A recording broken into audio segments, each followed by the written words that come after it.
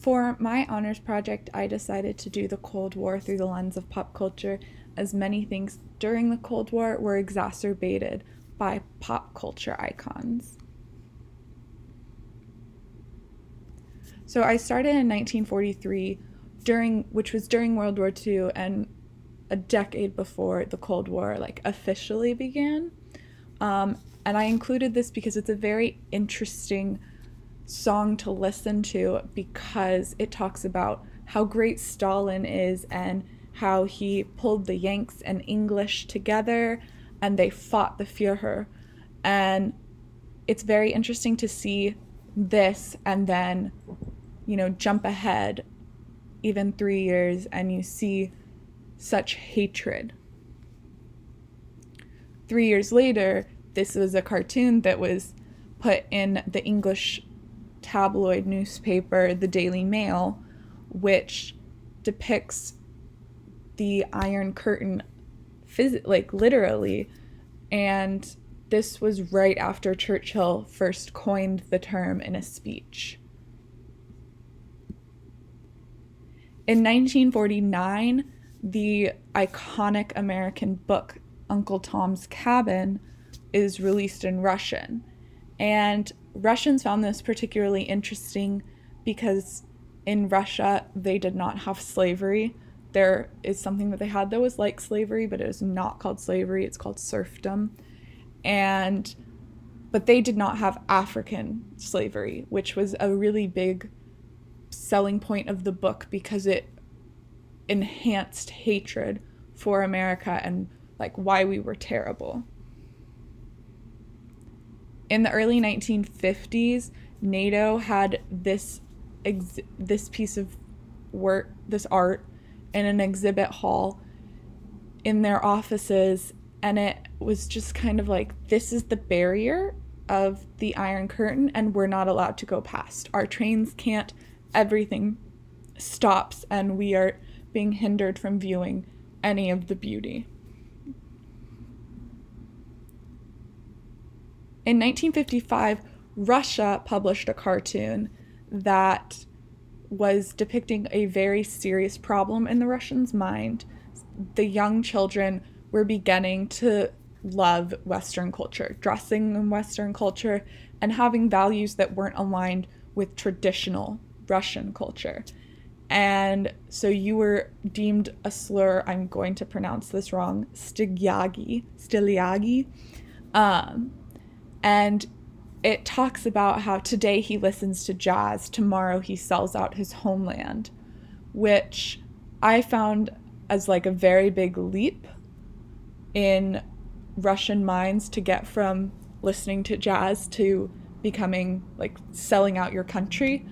But it also does make sense in a lot of, when you think about a lot of Russian views, it helps you understand why many Russians felt that way, because they were constantly being shown this one thing and then having to leap really far to another conclusion.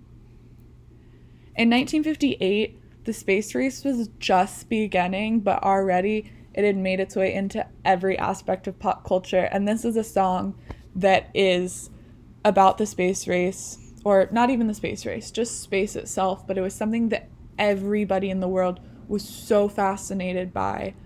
And there are many songs out here like this from this era of just songs about space. In 1960, the US proved a very controversial move and sent a spy plane over the USSR. This was received very badly because it was found out and it was shot down. And the reason that this was an even bigger deal was because at the time that it was flown over the USSR, many USSR leaders were actually in the US in a meeting in Maryland. Once they found out that a spy plane had been shot down, they proceeded to stand up and walk out of the meeting that they were in. In 1962, during the Cuban Missile Crisis, a newspaper published this that showed how far it took to get to every major city in the US from Havana, which is not actually where the missiles were held, but that's another thing. And I just found that really interesting that like a newspaper published this, for one, because it's just exacerbating the fear, and so I'm surprised that they were willing to publish it, but it also just shows like how Americans were thinking at the time, like, ooh, am I safer if I live in Seattle than Chicago? And that's something interesting to look at. This was a cartoon published in Chicago that shows the American eagle and the Russian bear being a couple and having a baby, and this was referencing Nixon and Khrushchev, that's pronounced wrong as well, and their relationship that they formed with a goal of easing hostility between the countries. In 1977, David Bowie released one of his most iconic songs, Heroes. This was a ballad about two lovers who were met on the opposite sides of the wall, and he wrote about their love and how that worked, and it became a very iconic song that changed a lot of people's perceptions about the Berlin Wall. And an interesting fact about the song is when he saw those two people, they met every day at the same time, and they were always next to the guards on either side of the wall, which David Bowie found very fascinating, because you would think they want to be as far away from the guards, who are like seen as the evil, but they were trying to show that there was still like love between the two sides. In 1983, this was a Russian-produced propaganda poster that was syndicated all over Russia, but it seems like it's said by Afghanistan and for Afghanistan, because it says people of Afghanistan will destroy international imperialist mercenary gangs, and it looks like it's for the Afghans, but it's actually in reality for the Russians to prove to the people that what they were doing was right. And this war, where Russia was in Afghanistan and they took one side, the US ended up helping the enemies of the Russian side, and it became what is known as a proxy war for the Cold War. In 1985, there was a groundbreaking moment where Miss USSR was Mikhail Gorbachev's wife, and Americans began a fascination with her, and the USSR capitalized on that because they knew that putting a woman forward in their country would be good. Now, this has not happened since, and it never happened before, having the family of a leader in the public eye. But because Russians knew how much the Americans loved her, they latched onto the idea and used it to their advantage.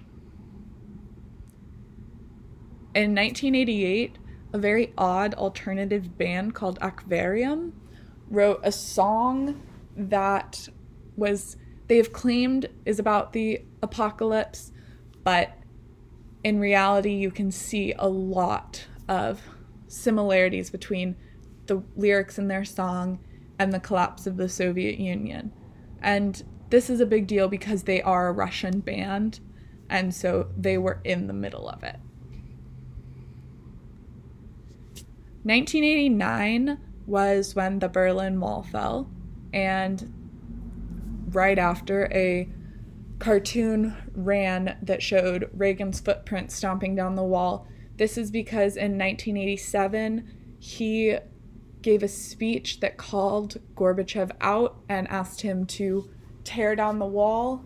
Many credit Reagan's speech as the first